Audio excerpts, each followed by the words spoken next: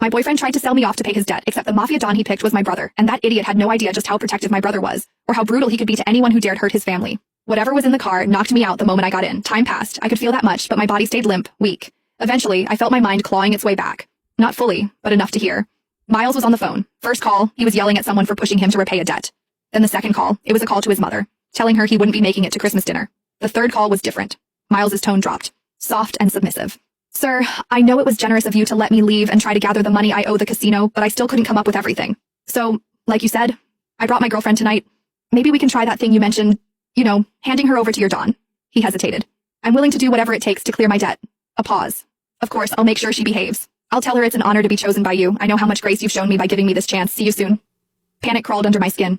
I tried to move, to sit up, but I didn't have the strength to lift even an inch. Soon, the car jolted to a stop and Miles leaned over, cupping my cheek. I forced my eyes shut tight. Eva, you looked so stunning tonight. I knew you wore that dress because I said I was taking you home to meet my family. He lowered his voice. You know my tuition debt's a mess. I thought maybe I could hit a lucky streak at the casino. I never meant to lose everything. But now I owe money to a thug who threatened to kill me and my family. But luckily, he said you're just his boss's type. I owe him 20 grand, Eva. I can't let him go after me and my mom. His voice dropped, almost guilty. Don't blame me, Eva. Blame yourself for being too damn pretty. Just one night. Mr. Snake said it's only for one night. Then I'll come get you. I swear. I'll take care of you for the rest of your life.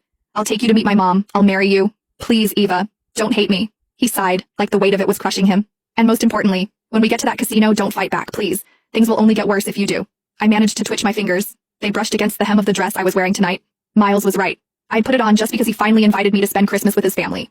I remembered how I smiled, how hopeful I was, how foolish to think we were actually moving forward. Turns out he was just selling me off. 20,000, that's all I was worth. Miles could have asked me for help and I would have given it, but instead his pride decided betrayal was easier. My thoughts spun, scrambling for a plan. I remembered the bracelet on my wrist, the one with a hidden alarm. One press, and it would send an SOS to my brother, along with my location. The problem?